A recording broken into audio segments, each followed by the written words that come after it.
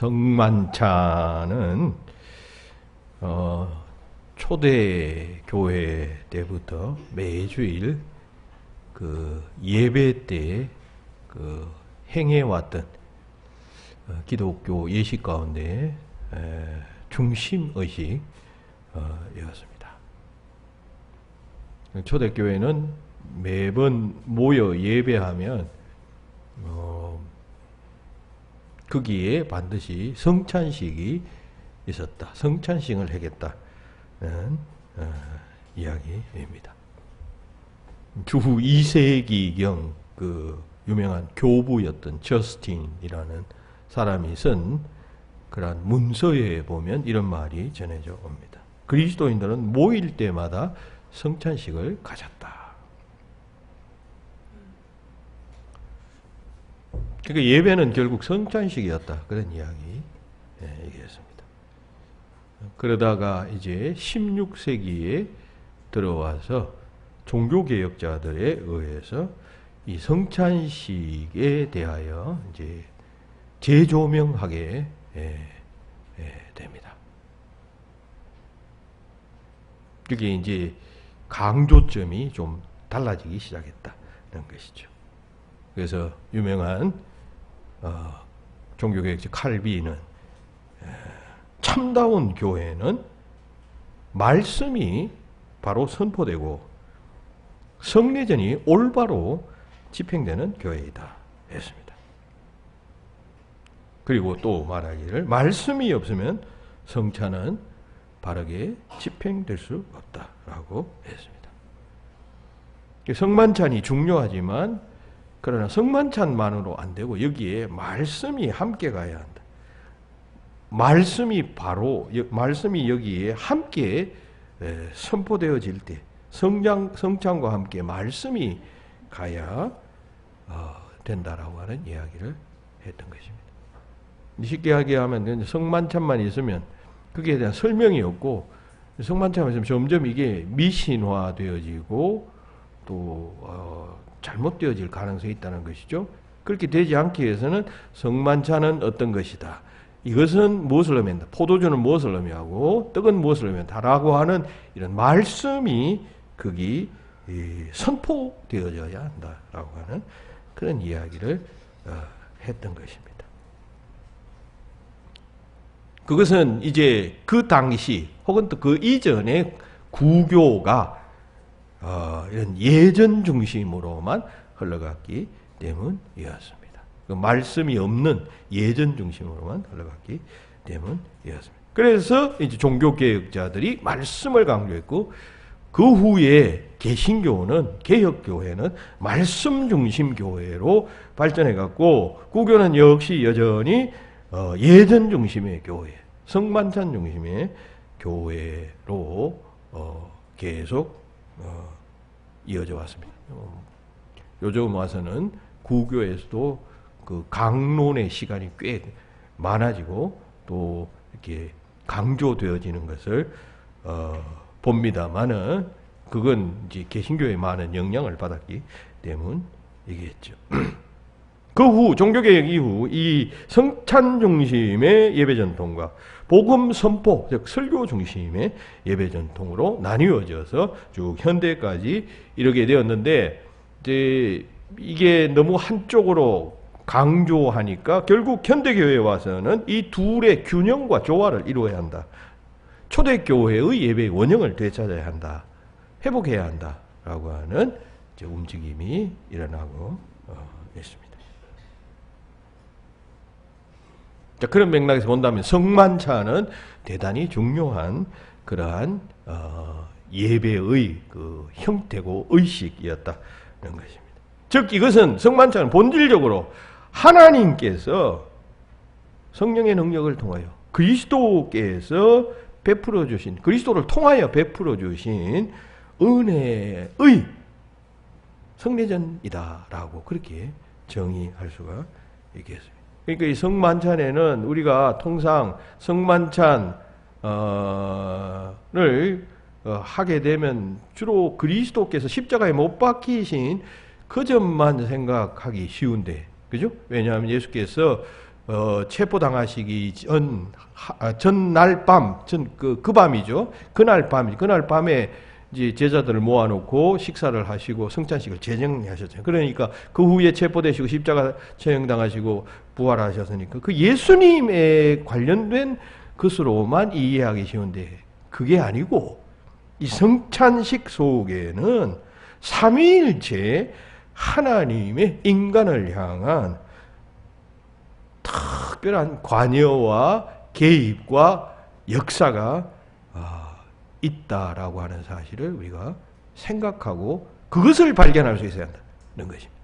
성찬에 참여할 때마다 우리는 십자가에 달려 돌아가신 예수 그리스도만 생각할 것이 아니라 그건 아주 좁은 의미고 더 넓게 성부 하나님의 은혜와 또 역사는 무엇이고 또 성령 하나님의 역사와 은혜는 무엇인가 하는 것까지도 생각할 수 있어야 한다는 거죠. 그게 그리스도인들의 올바른 신앙적 응답이 될 것입니다. 자, 오늘 이 성찬식을 맞이하는 우리들은 이 성찬식 속에서 그러한 삼위일체 하나님의 은혜와 또 역사하심을 생각하고 또 감사하고 응답하고 체험할 수 있어야겠다.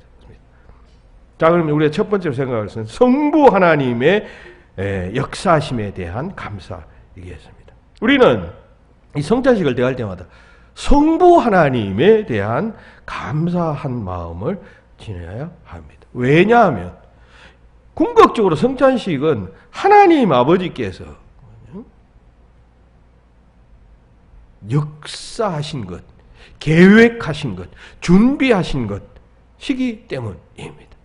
그 점을 성찬식은 선포하는 것이기 때문입니다. 하나님께서 여러분 예수님을 보내셨잖아요. 하나님께서 천지를 창조하셨잖아요. 근데 처음에 그 천지가 창조하신 천지가 보시기에 좋았다 했습니다. 그런데 인간이 그냥 하나님을 배반합니다. 범죄합니다. 하나님의 품을 떠납니다. 성경의 역사를 보면 알 수 있지만 계속해서 인간은 패역하고 불순종합니다. 하나님께서 용서하시고 징계하시고 하지만 계속해서 인간은 반복적으로 하나님께 영광을 돌리지 못합니다. 그래서 하나님께서 징계하시기도 하시고 채찍질하시기도 하시고 때로는 용서하시기도 하시고 회복도 시키시지만은 끝없는 반역과 폐역이 계속되잖아요. 여러분 성경을 읽어보십시오. 창세기부터 시작해서 불순종의 역사로 시작되잖아요. 그리고 노아 시대 때 와서는 모든 인류를 다 멸망시켰어요. 아담 때부터 태어난 모든 인류가 멸망당하고 신인류가 노아의 가족으로부터 시작된 것 아니에요. 그 전에도 바벨탑 사건 등등 여러분 인간의 역사는 계속된 폐역의 역사였다는 것입니다. 이 인간을 어떻게 할 것인가? 하나님께서 생각하시다가 구원하여야겠다. 사랑으로 사랑이신 하나님께서 그러하지만 구원해야 되겠다라고 생각하셔서 보내신 분이 독생 성자 예수 그리스도 아니에요. 성자 하나님 아니십니까? 그러니까 이 일의 주체자는 결국 하나님이시다. 그런 이야기예요.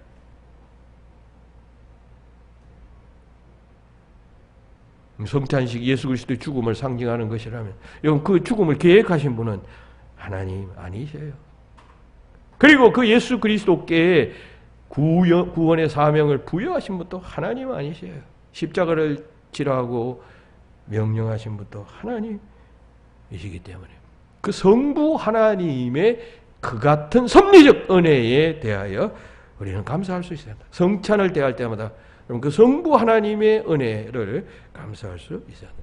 좁게는 우리가 성자 예수 그리스도의 십자가만 여러분 바라보게 되겠지만 여러분 우리 그리스도인들은 삼위일체 하나님을 믿는 그리스도인들은 거기서 한 걸음 더 나아가야겠죠. 성부 하나님의 은혜를 생각해야 합니다. 성찬식을 유카리스트라고 한다라고 언젠가 말씀드렸습니다. 유카리스트라고 하는 말은 감사라고 하는 뜻이에요. 누구에게 감사해야 할까? 성자 예수 그리스도에게 대한 감사도 물론이지만은 함께 하나님 아버지의 은혜에 대해서 우리가 감사해야 하는 거죠. 그래서 초대교회 성도는 늘 성만찬 때 창조주 하나님을 먼저 찬양하고 그 은혜를 감사했어요. 유명한 초대교회의 교부였던 저스틴이라는 사람이 쓴 제1변정서라고 하는 그런 문서가 전해 내려오고 있어요. 거기 보면 성만찬에 관해서 이렇게 말. 그러니까 이것은 아주 오래된 교회에서 최고 오래된 그런 문서 가운데 하나인데 거기에 성만찬에 대해서 말하고 있다는 것은 최초의 교회들이 이렇게 행했다 그런 이야기인 것입니다. 이것을 취하여 여기서라는 것은 이 성만찬의 떡과 포도주예요. 성자 성령님의 이름으로 우주의 아버지께 찬양과 영광을 돌리며 우리가 그로부터 이것들을 받기에 합당하도록 기도드린다 했어요. 그러니까 이것을 가지고 성만찬을 가지고 하나님 아버지께 우리가 우주의 아버지께 하나님께 먼저 찬송과 영광을 돌리는 것이다. 그리고 이것을 우리가 받기에 합당하도록 기도한다 했어요. 그러니까 누굴 주목하는 거예요? 여기서 물론 여기에 성부, 성자, 성령 하나님도 나오지만 중요한 것은 우리가 영광을 돌리는 이는 하나님 아버지 아니 하나님, 성부 하나님. 그들은 성찬식을 대할 때마다 성부 하나님께 찬양과 영광을 돌리고 그 은혜를 감사했다는 것입니다. 그래서 칼빈은 주님의 만찬은 감사함으로 받아야 할 하나님의 은사이다라고 했어요. 주님의 만찬은 주님께서 제정하셨기 때문에 또 예수님의 피와 살을 의미하기 때문에 주님의 만찬이라고 불렀겠죠. 그런데 그것은 하나님의 은사, 감사함으로 받아야 할 하나님의 은사라고 표현하고 있단 말이죠. 그러니까 성찬식에서 중요한 의미는 성부 하나님에 대한 성부 하나님께서 우리에게 주신 그 같은 놀라운 계획과 경륜과 섭리, 우리 모든 인간들을 여러분 만세전에 택정하시고 구원하셨잖아요. 그러면 그런 하나님께서 예수 그리스도의 십자가의 구속 사역을 만세전에 똑같이 여러분 정하시고 시행하셨을 것 아닙니까? 그럼 그걸 우리가 감사해야 한다는 것입니다.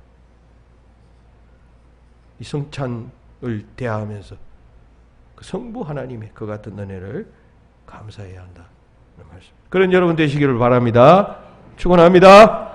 두 번째, 성자 하나님에 대한 기념. 성자 하나님에 대해서 기념할 수 있어요.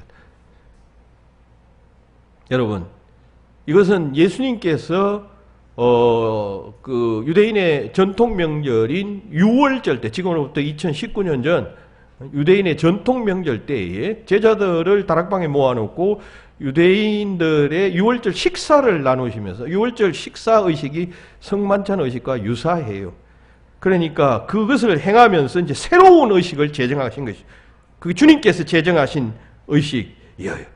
그것은 오늘 우리가 읽었던 본문에서도 그러한 뜻이 들어 있습니다만 그리스도의 죽으심과 그리고 살아나심에 대한 기념하는 의식이었어요. 구체적으로는. 그러니까 우리가 그 예수 그리스도의 죽으심을 언제나 기념하고 기억할 수 있어야 한다는 거죠. 성만찬은 십자가에서 달려 돌아가신 그래요. 온 인류를 이 죄를 대속하여 주신 예수 그리스도 성자 하나님에 대하여 기념하는 그러한 의식이 되어져야 한다는 거죠. 여기서 기념한다라고 하는 말은 언젠가 제가 이야기했습니다. 아남네시스라고 하는 원어를 사용한 데서 이 아남네시는 단순히 어떤 회상하는 그런 차원의 의미가 아니라 이 말은 과거의 어떤 사건을 회상하고 재현함으로써 그 사건이 지금 여기에서 나에게 효력을 나타내는 것을 의미하는 것이. 과거에 어떤 사건이 있었습니다. 기억합니다. 좋습니다. 기억하고 하는 것으로 그칠 수가 있죠. 기억해서 뭐 그냥 그때 참 안 됐었다, 좋았다, 뭐 이런 정도의 차원이 아니라 이 아남네시스라고 하는 말은 지금 여기서 그 십자가의 예수 그리스도의 죽으심이 내게 지금 죄를 깨닫게 하고 삶을 전환시키고 바꾸고 그리고 이렇게 살아서는 안 되겠다. 바르게 살아야 돼. 주님께서 나를 위해 이렇게 자신의 몸을 들였으면 마땅히 그 은혜를 입고 생명을 얻고 복된 삶을 살았다면 나도 그분을 위하여 이렇게 살리라라고 하는 결단을 내리는 데까지 이르는 그것이 바로 아남네시스, 기념하는 것이다. 그런 이야기입니다. 그 주님의 구원을 기념하는, 지금까지 그냥 내 삶에서 구체적으로 어떠한 영향을 미치는 사건으로 우리가 받아들여야 한다는 것입니다. 성찬대할 때마다 예수 그리스도의 십자가의 대속의 죽음 생각해야 합니다. 그것으로 인하여 내가 생명 얻고 기쁨 얻고 그리고 능력 얻잖아요. 여러분 예수 믿는 사람 제대로 잘 믿어보세요. 세상에 무슨 일을 만나도 여러분 예수 믿는 사람은 넘어지지 않아요. 이겨요. 승리해요. 목에 칼이 들어와도 여러분 세상에 무슨 그냥 파산이 일어난다 할지라도 예수 믿는 사람은 넘어지지 않아요. 이겨내지. 시원찮게 믿으니까 그냥 쓰러지고 자빠지는 것이. 그리스도의 대속의 죽음이 주는 능력, 그 힘, 그것을 여러분 이 성찬식을 행할 때마다 확인하라, 확신하라, 내 것으로 삼아라, 그런 이야기인 것입니다.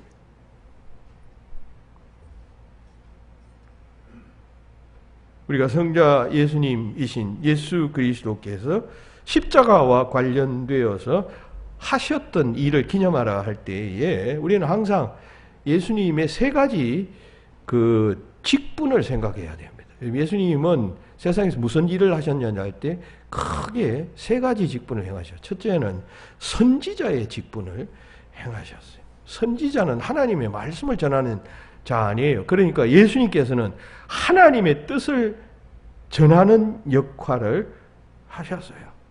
하나님의 말씀을 전하니까 여러분 하나님의 말씀을 사람들에게 전하는 자가 사람 마음 맞추어서 전할 수가 있나요? 하나님의 뜻은 때로는 인간들을 향해서 그냥 정죄하고 죄범하지 말고 바르게 살아라고 하는 말씀일 텐데 크면 여러분 그런 이야기를 하면 여러분들도 마찬가지면 사람이 뭐 기분 나쁜 소리 하면 좋아할 사람 어디 있어요? 그래서 예수님이 돌아가신 것이에요. 십자가를 지신 것이에요. 사람의 마음에 맞지 않는 하나님의 뜻을 전파해야 하는 선지자적 직분을 감당하셔야 했기 때문에 십자가에 달려 돌아가신 것입니다. 그래서 미움받아 십자가에 달려 돌아가신 것입니다. 그러니까 우리가 이 성찬식을 대할 때마다 예수님의 그 같은 선지자의 직분을 생각해야 한다는 것입니다. 두 번째, 제사장의 직분이 있었어요. 제사장의 직분. 제사장은 뭐 하는 것입니까? 뭐 하는 직분입니까? 옛날부터. 죄 지은 인간들이 하나님 앞에 나와서 성막에 나왔을 때 제사장이 중간 역할을 하는 것 아니에요. 다리 교락 역할을 하는 거 아니에요. 그리고 인간의 죄를 대신해서 이 인간의 그 죄를 대속하기 위해서 그냥 동물을 대신 잡아 피를 흘려서 대신 죽게 하고 그리고 의식을 치르면서 하나님과 연결시켜주고 그리고 그 죄를 사해주는 역할, 이게 제사장의 역할 아니에요. 예수님께서 하신 일이 그런 것이에요. 십자가의 죽음은 유대인들이 행하던 제사의식의 관점에서 보면 너무나도 자연스러운 일이에요. 우리가 보면 예수의 십자가가 무슨 우리의 죄를 대속하느냐 이렇게 말하겠지만요. 유대인의 관점에서는 너무나도 당연한 일이에요. 뭔가 대신 죽어야만 했어요. 의로운 그 어떤 존재가 죽어야만 해요. 그것도 한두 사람의 죄가 아니라 모든 인류의 죄를 대속해야 하니까 여러분 인간 몇몇, 의인 몇몇의 죽음으로 그게 가능하겠어요? 하나님의 죽음으로만 가능한 일 아니겠어요? 유대인들이 어떤 죄를 범하면 어린 양, 흠 없는 어린 양을 가져와서 피를 흘려라 했잖아요. 거기 무슨 흠 있는 것, 상처 입은 것 이런 것은 가져오지 말라 했단 말이죠. 아주 흠 없는 깨끗한 대속물을 가져와서 그 흠이 없으니까 값이 또 얼마나 나가겠어요? 다른 동물보다 비싸지 않겠어요? 가장 좋은 것을 가져와서 대신 죽게 함으로 그것을 보고 하나님께서 우리의 죄를 사해 주시겠다. 어떻게 보면 황당한 이야기지만 여러분, 하나님께서 여러분 그런 방법 아니고 어떻게 우리 인간을 용서하시겠습니까? 하나님은 공의로우신 분인데 죄를 지면 반드시 처벌해야 하는데 사람을 죽이겠습니까? 사람을 죽여서 용서하겠습니까? 그게 원리예요. 그게 공의지만 그렇게 할 수는 없었어. 대신 동물을 죽게 하시는 것이죠. 예수의 십자가에서 죽음은 그런 죽음이었어요. 제사장의 직분을 수행하는 죽음이었습니다. 그리고 친히 그 대속의 제물이 되셨고 예수님께서 하신 일은 대제사장적 직분을 수행하신 것이에요. 그래서 성경에서는 예수님을 제물이라고도 하기도 하고 대제사장이라고도 표현하기도 하는 거예요. 그러니까 우리가 성찬식을 대할 때마다 그것까지도 생각해야 한단 말이죠. 성찬식을 통해서 예수 그리스도께서 하신 일을 생각한다 할 때 그 전까지도 생각해야 한다. 셋째, 왕의 직분이에요. 여러분, 왕은 뭡니까? 통치자 아닙니까? 통치권을 가진 자네. 예수님은 하나님께서 그에게 하나님으로부터 통치권을 부여받은 사람이에요. 주님께서 오셔서 세상에서 외친 나라는 천국이에요. 하나님의 나라. 주님은 그 천국의 통치권자이시단 말이죠. 세상 나라는 세상 왕들이 다스리지만 주께서 말씀하신 나라는 주님이 다스리시고 또 그냥 하나님이 다스리시는 나라예요. 그 나라를 건설하기 위해서 이 땅에 오셨어요. 예수님의 주 메시지는 천국이에요. 여러분, 천국에 대해서 많이 알아야 됩니다. 바실레이아, 천국이 뭔지도 모르고 신앙생활 하는 사람들이 얼마나 많은지. 예수님의 선포의 전부는 천국이에요. 천국. 그 왕이었단 말이죠. 왕 아니에요? 그리고 우리는 왕국의 시민이고, 그리고 그 씨앗을 이 땅에 뿌려 놓으셨습니다. 그리고 성천하셨어요. 그리고 나중에 다시 재림하신다 했어요. 오실 때는 왕으로 오시는 것이죠. 그래서 왕이 심판하듯이 의인과 악인을 심판해서 그때는 왕권이 완성될 그러한 때인 것입니다. 그 왕의 통치를 위하여 다시 재림하신다 하셨어요. 그러니까 성찬식은 그러한 왕의 직분까지도 거기에 들어가 있다는 사실을 기억해야 한다는 그런 이야기인 것입니다. 그저 그냥 성찬식을 쉽게 생각할 것이 아니라 단지 그리스도의 죽음만을 생각할 것이 아니라 더 깊이 그같이 생각하면서 하나님 앞에 응답할 수 있게 있어야 할 것입니다. 세 번째, 성령 하나님의 임재를 또한 체험해야 합니다. 성령 하나님의 임재 체험. 여러분, 성찬식을 통해서 우리가 성령 하나님의 임재를 체험하고 확인할 수 있어야 합니다. 주님께서 요한복음 14장에서 자신이 떠나가고 나면 성령 하나님을 보내어 주시게 하겠다고 내가 아버지께 부탁하겠다. 성부 아버지께 부탁하겠다 하신 말씀을 하셨어요. 그리고 그 성령이 임하시면 세상 끝날까지 너희들과 함께 할 것이다 라고 말씀하셨어요. 요한복음 14장 16절 보세요. 내가 아버지께 구하겠으니 그가 또 다른 보혜사를 너희에게 주사 영원토록 너희와 함께 하리니 너희와 함께 있게 하리니 하셨어요. 성령님이 오시면 그 성령님은 영원히 세상 끝날까지 나는 지금 떠나가지만 나는 지금 없어지지만 나는 지금 하나님 우편으로 떠나가지만 존재 자체가 없어진다는 것이 아니라 존재하시지만 지금 너희들과 함께 하는 것은 지금 아주 구체적으로 함께 하지는 않잖아요. 그러니까 그 함께 하시는 새로운 보혜사, 새로운 성령을 너희에게 보내어 줄 것이다 라고 말씀하십니다. 그럼 오셔서 그 성령님이 무엇을 하시느냐 할 때 그 성령님이 하시는 이는 예수께서 하신 사역을 우리로 하여금 기억나게 하고 그리고 또한 예수 그리스도께로 우리를 인도하고 우리가 죄를 범했을 때 또 그 죄를 생각나게 하고 회개하게 하고 이게 성령님께서 하시는 역할이에요. 보이지 아니하시는 성령 하나님께서 하시는 역할이에요. 그리고 성도들을 위로하게 하시며